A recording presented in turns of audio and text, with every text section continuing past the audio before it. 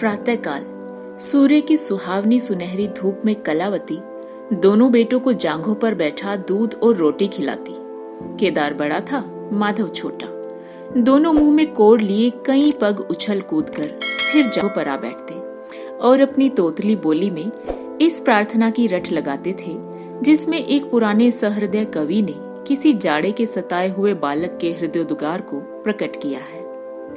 दैव दैव धाम करो तुम्हारे बालक को लगता जाड़। माँ उन्हें चुमकार कर बुलाती और बड़े बड़े कौर खिलाती। उसके हृदय में प्रेम की उमंग थी और नेत्रों में गर्व की झलक। दोनों भाई बड़े हुए, साथ साथ गले में बाहें डाले खेलते थे। केदार की बुद्धि चुस्त थी, माधव का शरीर। दोनों में इतना स्नेह था कि साथ साथ पाठशाला जाते, साथ साथ खाते और साथ ही साथ रहते थे। दोनों भाइयों का ब्याह हुआ। केदार की वधू चंपा अमित भाषणी और चंचला थी। माधव की वधू श्यामा सांवली सलोनी रूप राशि की खान थी। बड़ी ही मृदुभाषिणी, बड़ी ही सुशीला और शांत स्वभावा थी। केदार चंपा पर मोहे और माधव श्यामा पर रीझे, परंतु कलावती, उसका मन किसी से ना मिला। वह दोनों से प्रसन्न और दोनों से अप्रसन्न थी।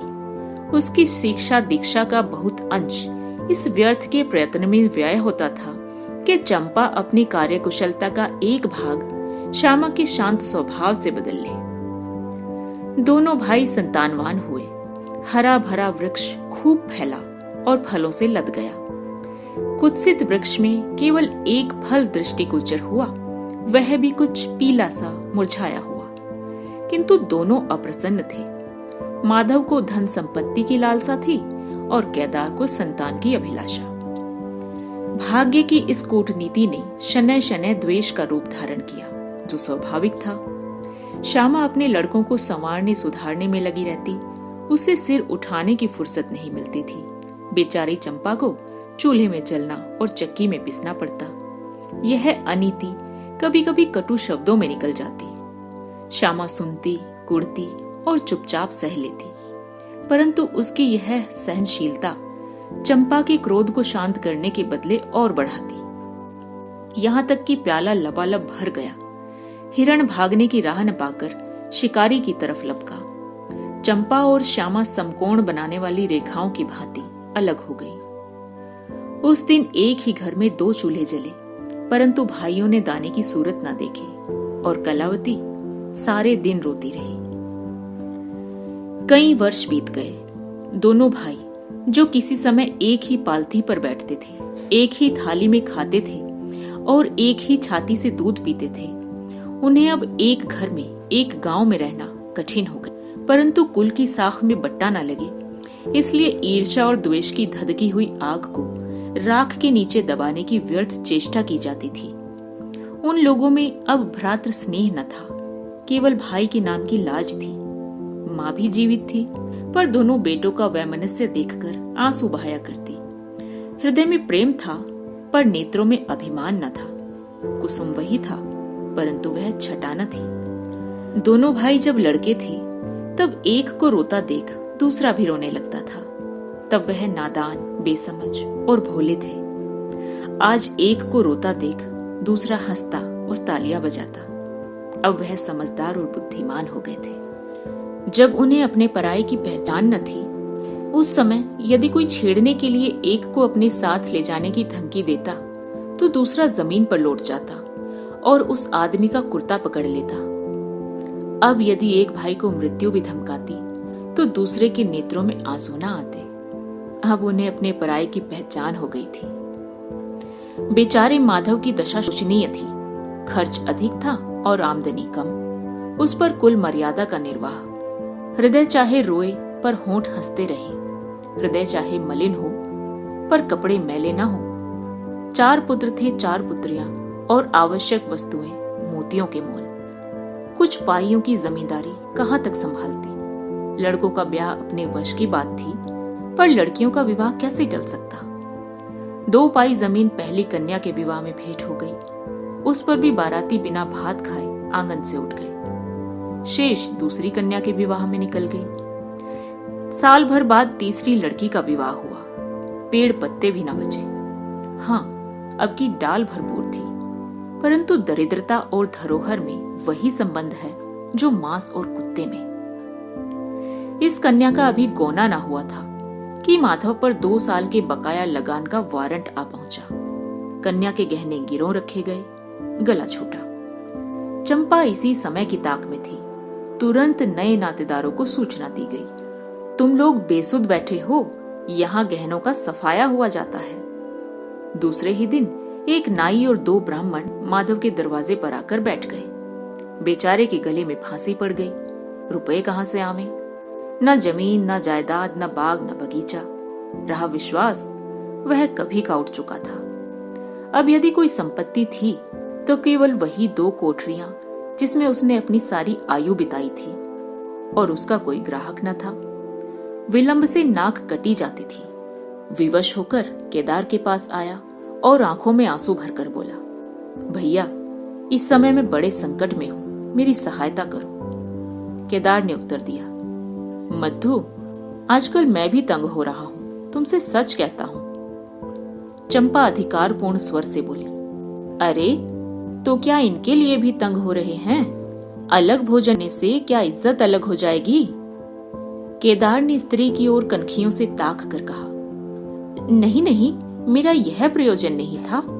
हाथ तंग है तो क्या, कोई ना कोई प्रबंध किया ही जाएगा।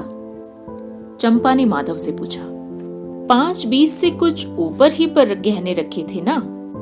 माधव ने उत्तर दिया, हाँ, ब्याज सहित कोई 125 रुपए होते हैं। केदार रामायण पढ़ रहे थे, फिर पढ़ने मिले। चंपा ने तत्व की बातचीत शुरू की। रुपया बहुत है, हमारे पास होता तो कोई बात न थी, परंतु हमें भी दूसरे से ही दिलाना पड़ेगा, और महाजन बिना कुछ लिखाए पढ़ाए रुपया देते नहीं। माधव ने सोचा, यदि मेरे पास कुछ लिखाने पढ़ाने को होता तो क्या और महाजन मर गए थे? तुम्हारे दरवाजे आता क्यों? बोला, लिखने पढ़ने को मेरे पास है ही क्या? जो कुछ जगह जायदाद है वो बस यही घर है। केदार और चंपा ने एक दूसरे को मर्म भेदी नयनों से देखा और मन ही मन कहा, क्या आज सचमुच जीवन की सारी अभिलाषाएं पूरी होंगी? परंतु हृदय की यह उमंग मुंह तक आते आते गंभीर रूप धारण कर गई। चंपा बड़ी गंभीरता से बोली, घर पर तो कोई महाजन कदाचित ही रुपया दे, शहर हो तो कुछ किराया ही आवे, पर गवई में तो कोई सेंत में रहने वाला भी नहीं, फिर साझे की चीज ठहरी। केदार डरे कि कहीं चंपा की कठोरता से खेल ना बिगड़ जाए। बोले, एक महाजन से मेरी जान पहचान है, वह कदाचित कहने सुनने में आ जाए।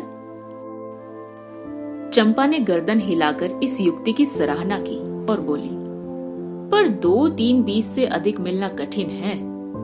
केदार ने जान पर खेल कर कहा, अरे बहुत दबाने पर 4-20 हो जाएंगे और क्या। अब की चंपा ने तीव्र दृष्टि से केदार को देखा और अनमनी सी होकर बोली, महाजन ऐसे अंधे नहीं होते। माधव अपने भाई भावज के इस गुप्त रहस्य को कुछ कुछ समझता था। वह चकित था कि इन्हें इतनी बुद्धि कहां से आ गई। बोला, और रुपए कहां से आवेंगे?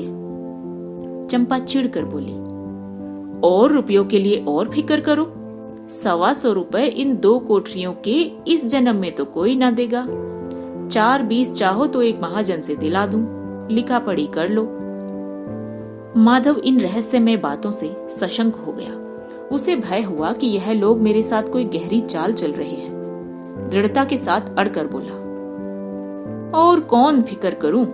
गहने होते तो कहता लाओ रख दूं, यहाँ तो कच्चा सूत भी नहीं है। जब बदनाम हुए तो क्या 10 के लिए क्या 50 के लिए, दोनों एक ही बात है। यदि घर बेचकर मेरा नाम रह जाए तो यहाँ तक तो स्वीकार है, परंतु घर भी बेचूं और उस पर प्रतिष्ठा धूल में भी मिले, ऐसा मैं ना करूंगा। केवल नाम ही का ध्यान है, नहीं तो एक बार नहीं कर जाऊं तो मेरा कोई क्या कर लेगा। और सच पूछो तो मुझे अपने नाम की कोई चिंता नहीं है। मुझे कौन जानता है, संसार तो भैया को हंसेगा। केदार का मुंह सूख गया। चंपा भी चकरा गई। वह बड़ी चतुर, वाक्य निपुण रमणी थी। उसे माधव जैसे गंवार से ऐसी दृढ़ता की आशा न थी। उसकी ओर आदर से देखकर बोली, लालू, कभी कभी तुम भी लड़कों की सी बात करते हो। भला इस झोंपड़ी पर कौन 100 रुपए निकाल कर देगा? तुम 125 के बदले 100 ही दिलाओ। मैं आज ही अपना हिस्सा बेचती हूँ, उतना ही मेरा भी तो है। घर पर तो तुमको वही 4-20 मिलेंगे। हाँ, और रुपए का प्रबंध हम आप कर देंगे। इज्जत हमारी तुम्हारी एक ही है, वह न जाने पाएगी। हाँ, वह रुपया अलग खाते में चढ़ा लिया जाएगा। माधव की इच्छाएं पूरी हुई। उसने मैदान मार लिया। सोचने लगा, मुझे तो रुपयों से मतलब है, चाहे एक नहीं 10 खाते में चढ़ा लो। रहा मकान, वह तो जीते जी छोड़ूंगा नहीं। प्रसन्न होकर चला। उसके जाने के बाद केदार और चंपा ने कपट भेष त्याग दिया और बड़ी देर तक एक दूसरे को इस कड़े सौदे का दोषी सिद्ध करने की चेष्टा करते रहे। अंत में मन को इस तरह संतोष दिया कि भोजन बहुत मधुर नहीं, किंतु भर कठोत तो है। घर, हाँ, देखेंगे कि श्यामा रानी इस घर में कैसे राज करती है। केदार के दरवाजे पर 2 बैल खड़े हैं। इनमें कितनी संग शक्ति, कितनी मित्रता और कितना प्रेम है। दोनों एक ही जुए में चलते हैं, बस इनमें इतना ही नाता है। किंतु अभी कुछ दिन हुए जब इनमें से एक चंपा के मैके गया तो दूसरे ने 3 दिन तक नाद में मुंह नहीं डाला। परंतु शोक, एक गोद के खेले भाई, एक छाती से दूध पीने वाले आज इतने बेगाने हो रहे हैं कि एक घर में रहना भी नहीं चाहते। प्रातःकाल था। केदार के द्वार पर गांव के मुखिया और नंबरदार विराजमान थे। मुंशी दाता दयाल अभिमान से चारपाई पर बैठे रहन का मसविदा तैयार करने में लगे थे। बार बार कलम बनाते और बार बार खत रखते, पर खत की शान न सुधरती थी। केदार का मुखारविंद विकसित था और चंपा फूली नहीं समाती थी। माधव कुम्हलाया और म्लान था। मुखिया ने कहा, भाई ऐसा हित न भाई ऐसा शत्रु। केदार ने छोटे भाई की लाज रख ली। नंबरदार ने अनुमोदन किया। हाँ, भाई हो तो ऐसा। मुख्तार ने कहा, भाई सपूतों का यही काम है। दाता दयाल ने पूछा, रेहन लिखने वाले का नाम? बड़े भाई बोले, माधव वल्द शिवदत्त। और लिखाने वाले का नाम? केदार वल्द शिवदत्त। माधव ने बड़े भाई की ओर चकित होकर देखा। आंखें डबडबा आई। केदार उसकी ओर देख न सका। नंबरदार, मुखिया और मुख्तार भी विस्मित हुए। क्या केदार खुद ही रुपया दे रहा है? बातचीत तो किसी साहूकार की थी। जब घर ही में रुपया मौजूद है तो इस रहन नामे की आवश्यकता ही क्या थी? भाई भाई में इतना अविश्वास। हरे राम राम, क्या माधव 80 रुपए का भी महंगा था? और यदि दबा ही बैठता तो क्या रुपए पानी में चले जाते? सभी की आंखें सैन द्वारा परस्पर बातें करने लगी, मानो आश्चर्य की अथाह नदी में नौकाएं डगमगाने लगी। श्यामा दरवाजे की चौखट पर खड़ी थी। वह सदा केदार की प्रतिष्ठा करती थी, परंतु आज केवल लोक रीति ने उसे अपने जेठ को आड़े हाथों लेने से रोक लिया।